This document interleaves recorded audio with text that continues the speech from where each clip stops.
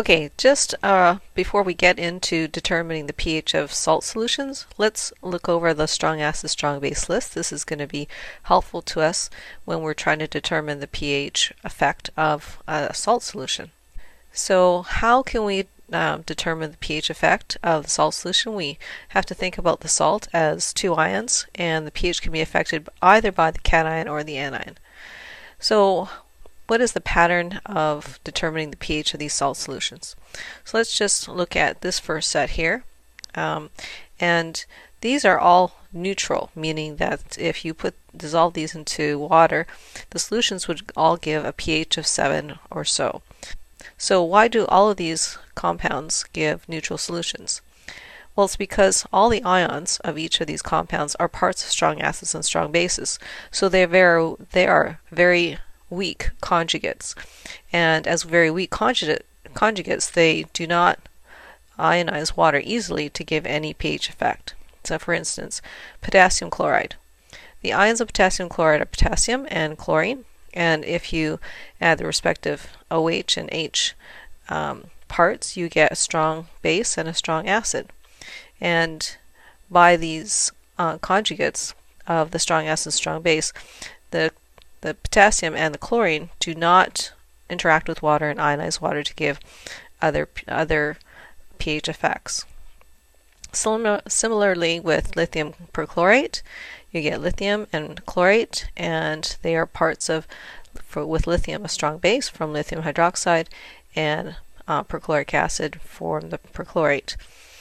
Similarly, the cesium sulfate also creates strong acid, strong base. So the cesium and the sulfates are weak conjugates and of these strong acids, strong bases, and do not ionize water to give any pH effect. So there's no pH effect from these ions. If the ions are parts of strong acids, strong bases, then they give no pH effect as solutions because they aren't strong enough to ionize water and to make any pH effect from those ions. So from those salts, we're looking at another set, and all of these give basic pH values when they are solutions. Why do they do that? Because the anions are conjugates of weak acids, so they give basic solutions. So if they come from, if the parts of the salts, the anion part of the salt, is from a weak acid, then that will give a basic pH effect. So the potassium we already know is from potassium hydroxide, which is a strong base, but the acetate part in this case is from a weak acid. And so that part, this acetate part, this conjugate, is a weak base. So this part will ionize water to give the hydroxide ion and its conjugate acid. So it's the hydroxide ion here that gives it a basic effect. So let's look at another one, calcium hypochlorite. Again, the calcium is part of the calcium hydroxide, which is the strong base, so that gives no pH effect. But the hypochlorite is is the conjugate of the weak acid HClO. And so let's look at another example, the rubidium phosphate.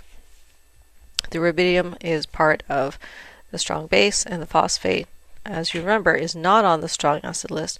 So this phosphate is a weak conjugate, is a conjugate base of that weak acid, and so will give a basic effect. So the basic pH effect from these conjugate bases. So all these solutions will give a pH greater than 7. Then there are these other salts, these ammonium salts and salts from metal ions, from highly charged metal ions. These all give acidic solutions. Why is that? So the ammonia, its conjugate is ammonium, which is NH4, and The chloride in this case is from a strong acid, so this part doesn't give a pH effect, but the ammonium has an acidic effect because it's the conjugate acid of a weak base. Again, ammonium nitrate has the same effect. The ammonium part would be the part that gives the pH effect, and it's going to be an acidic effect because it's part of a weak base. So all these give acidic solutions for these salts.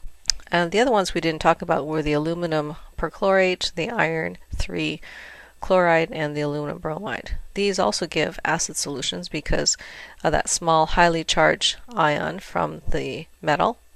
The chloride, of course, is from a strong acid, so there's no pH effect. But the highly charged metal cation makes water acidic. The aluminum does the same thing. And those highly charged metal cations create acidic solutions because the positive charge draws the electrons away from the oxygen-hydrogen bond, making this fairly positive, and that is then susceptible to another water molecule capturing that H and making this acid. Remember, this is H3O+. So electron density, highly charged metal ions will actually make acidic solutions.